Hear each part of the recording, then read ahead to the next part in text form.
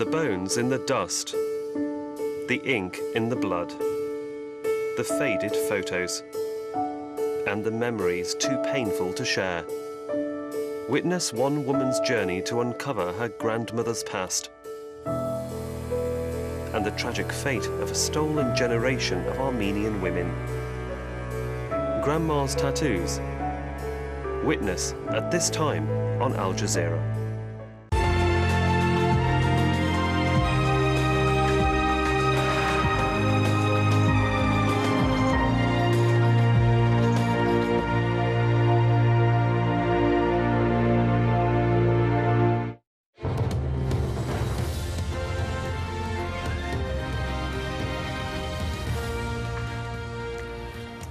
Now, how much would you pay to have the right address on the internet, that is? If you have a spare $185,000, you can buy an internet domain name ending in any word you like. Corporate giants are expected to be first in line to register their brands. Tarek Bazley has more.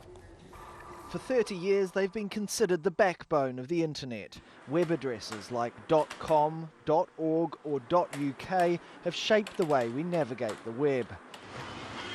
But now that's all about to change. Rather than being restricted to just 300 existing suffixes, anyone can now apply for an address using pretty much anything in any language and script.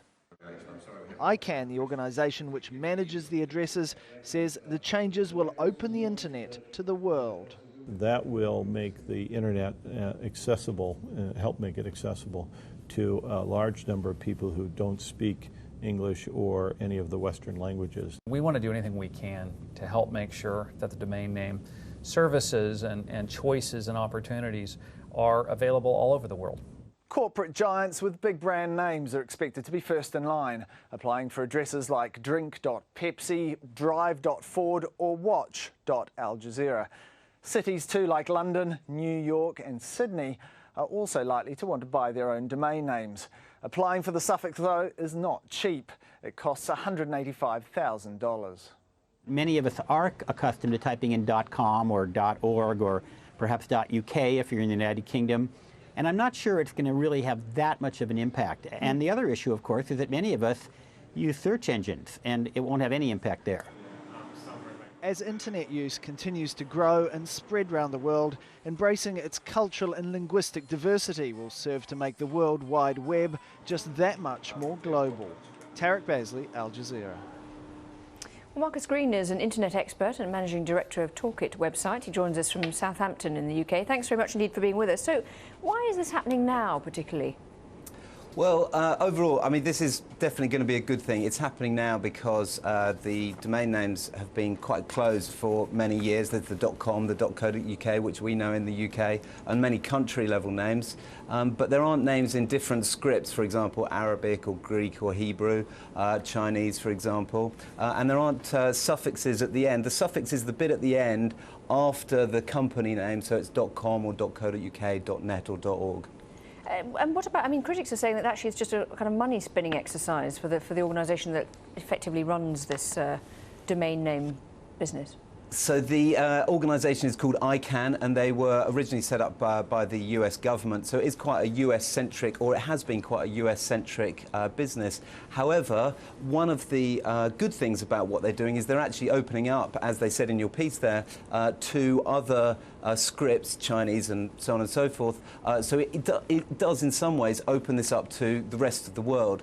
Yes, there is an element to which the big corporate companies, Pepsi and so on and so forth, might get their own suffixes, but actually they've already got Pepsi.com, so having drink.pepsi doesn't necessarily make a big amount of sense, although they will definitely go for it, but it's going to cost a lot of money. Not only is it going to cost $185,000 to register each of your own suffixes, you're also going to have to prove to ICANN that you can actually manage the domain names and provide all the technology behind, particularly if you want to set up something that's not your own brand, but something that you might sell on to others. For example, if you were going to set up, like we recently had .jobs or .me or .pro, So those sorts of things, there'll be many entrepreneurs going off to set up similar ideas, but they will have to get financial backing in order to do so.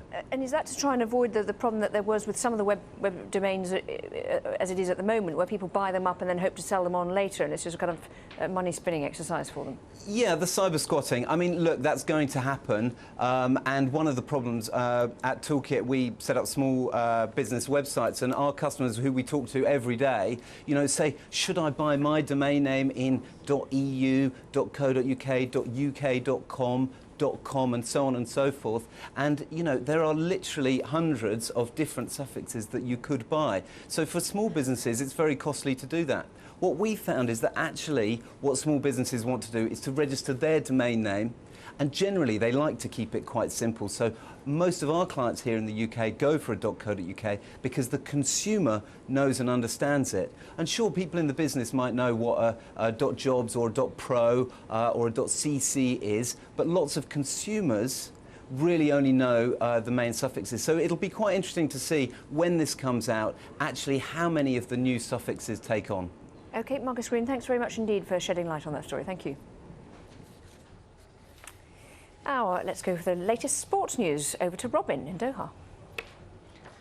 Lauren Taylor, thank you so much. Let's